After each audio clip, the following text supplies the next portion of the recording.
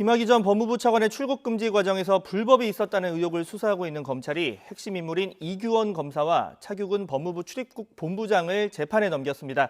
특히 이 검사에 대해서는 앞서 공수처가 재판에 넘길지를 직접 판단하겠다며 수사만 완료하고 사건을 넘겨달라고 요청했지만 검찰이 사실상 거부한 셈인데요. 취재기자 연결해서 더 자세한 내용 들어보겠습니다. 나혜인 기자. 네, 사회부입니다. 네, 검찰이 현직 검사에 관련한 부분 이 공수처에 넘겼다가 다시 넘겨받아서 수사를 재개했는데 어제 이규원 검사를 직접 기소, 즉 재판에 넘긴 거죠? 네, 김 전 차관 출국 금지 과정의 위법성을 수사해온 수원지방검찰청은 어제 이규원 검사와 차규근 법무부 출입국 본부장을 전격 기소했습니다.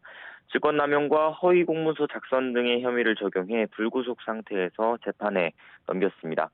이 검사는 재작년 대검찰청 과거사 진상조사단 소속으로 당시 김 전 차관이 심야 출국을 시도하자 이미 무혐의 처분이 난 사건 번호로 긴급 출국 금지를 요청하고 사후 승인 요청서에는 가짜 내사 번호를 써낸 혐의를 받고 있습니다. 차 본부장은 이 과정에 위법 소지가 있다는 걸 알고도 승인한 뒤 관련 전산 기록을 조작하고 법무부 공무원들을 통해 김 전 차관의 출입국 정보를 177차례에 걸쳐 무단 조회하거나 권한 없이 탑승자 사전 확인 제도를 이용한 혐의를 받습니다. 검찰은 두 사람의 주소를 고려해 수원지방법원 대신 서울중앙지방법원에 공소장을 냈다고 설명했습니다. 이에 따라 앞으로 두 사람의 재판은 서울중앙지법에서 열릴 예정입니다. 네, 앞서 공수처가 이규원 검사 관련해서는 규정에 따라 기소, 즉 재판에 넘길지는 자신들이 판단하겠다. 그래서 수사만 하고 넘겨달라고 했는데 검찰이 받아들이지 않은 셈입니다. 어떤 이유입니까? 네, 수원지검 관계자는 일단 두 사람에 대한 수사가 마무리돼서 법과 원칙에 따라 사건을 처리한 것뿐이라고 설명했습니다. 그러면서 수사만 검찰이 하고 기소하기 전에 공수처에 사건을 다시 넘기라는 주장은 현행법상 근거가 없다고 거듭 주장했습니다.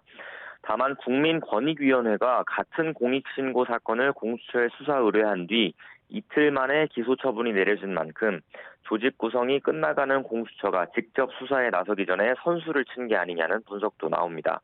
앞서 이규원 검사와 수사 외압 의혹이 제기된 이성윤 서울중앙지검장 등 현직 검사들의 사건은 검찰에서 공수처로 넘어갔다가 아직 공수처가 직접 수사할 여력이 없다는 이유로 검찰에 재입첩됐습니다.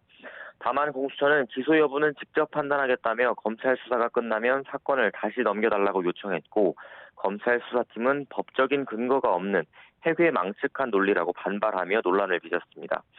김진욱 공수처장은 오늘 취재진에게 검찰이 이규원 검사를 기소한 사실은 언론 보도를 통해 알았다며 별다른 입장은 없다고 밝혔습니다.